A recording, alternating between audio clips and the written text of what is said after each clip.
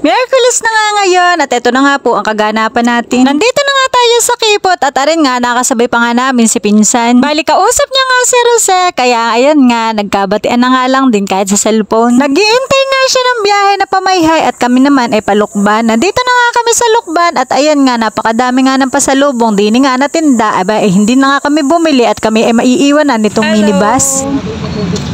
Nandito na tayo sa Lucena, Quezon Medical Center. Ito yung ER nila. Dito kami unang pumasok ng time na nag-emergency si Oren. Pero ayan, nandito na tayo. Dito tayo sa ward. Nakasama ko si bro. Hi. Medical Center.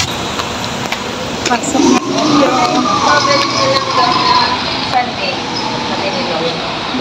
Ay, finally, nandito na tayo sa loob. Admitting session. Mayroon niya, taas o. Ilang floor to? 4th floor pala to. Pero makakawala kasi pang ano lang ito. Almost din, isang linggo din dito. Mga 6 days, ano. Pero ngayon, ito yung parang pinakamaluwag sa mga nagpunta tayo dito. Kasi yes. Yung ano ni Kuya, pag makalabas na rin kami bukas, may address na iba. Hindi na kami expect.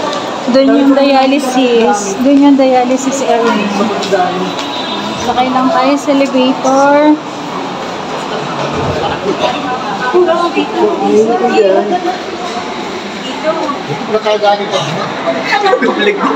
Vlog-vlogging tayo. Diba? Si bro yung lalaki walang pahinga. Kadadating lang galing sa Manila, tapos arangkada naman ng Lucena. Ang lalaking walang pahinga. Ihilang ang pahinga.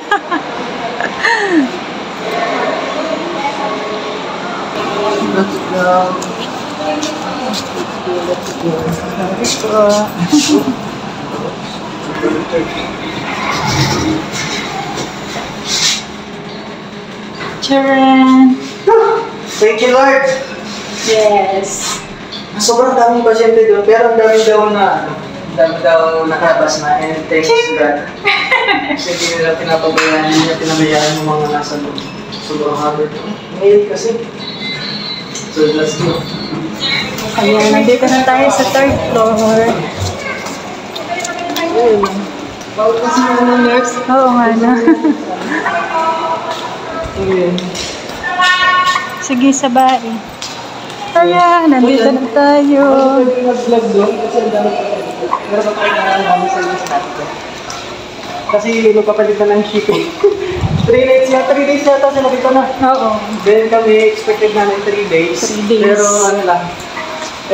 Thanks God kasi ano lang tayo. Parang isang gabi na lang tayo dito mag-stay. Kasi bukas lalabas na tayo. Dito na tayo.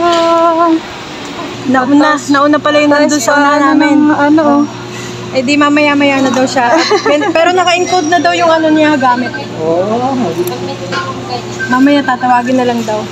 Nandito na nga kami sa ward at eto nga sila Ate Janet naman nga ang uuwi para nga magpahinga. Kasi 3 days na nga po sila nabantay kay Oren. Dahil schedule nga uli ni Oren ng dialysis. Kaya ako nga at saka si bro ang duty. Nandito nga lang din si bro sa labas nitong clinic. Isang pasyente, isang bantay nga lang po ang kailangan. Kaya kailangan yung isa ay nandun nga sa labas. Simula na nga ako mag-asikaso nga ng billing para nga matapos na agad nga ito. Sobrang bilis nga mag-asikaso ng billing at isang building nga ito. Nandito na nga ang PhilHealth at saka malasakit. So, ayun nga, nakuha na natin ito sa billing. 3 copy ng papers, papipirmahan ko lang kay Oren. Tapos, babalik tayo sa settlement. Doon din sa building na pinuntahan natin kanina. Ayun nga, napapirmahan na natin kay Oren. Babalik tayo sa settlement naman tayo pupunta. Kailangan na kasi itong ayusin kasi bukas ay possible lumabas na din. Possible bukas lumabas na din tayo. Ma'am, excuse po, ito po ay dito. Thank you po. Miss Kiss po. Bumalik tayo dito. Settlement na tayo. Ayun nga, bali nakuha na din natin to. Close na siya. Kaya siguro, possible, alabas na din tayo bukas. Makakapahinga na tayo. Bet ko na itong pakil ng aking brother. Ayun nga, gabi na naman nga at oras na naman nga ng pahinga at tulog. Kaso nga pag nandito nga sa ospital talagang hindi ka nga makakapahinga ng ayos at hindi ka rin makakatulog kaya talagang idlip lang ng kaunti. Medyo hating gabi na nga ito kaya nga ang mga tao nga dito na pasyente at saka bantay marami nga ay tulog na. Sabi ko nga kay bro mauna na nga siyang matulog at humiga na nga lang din siya dito tumabi kay Oren at ako nga ay okay lang dito na nakaupo.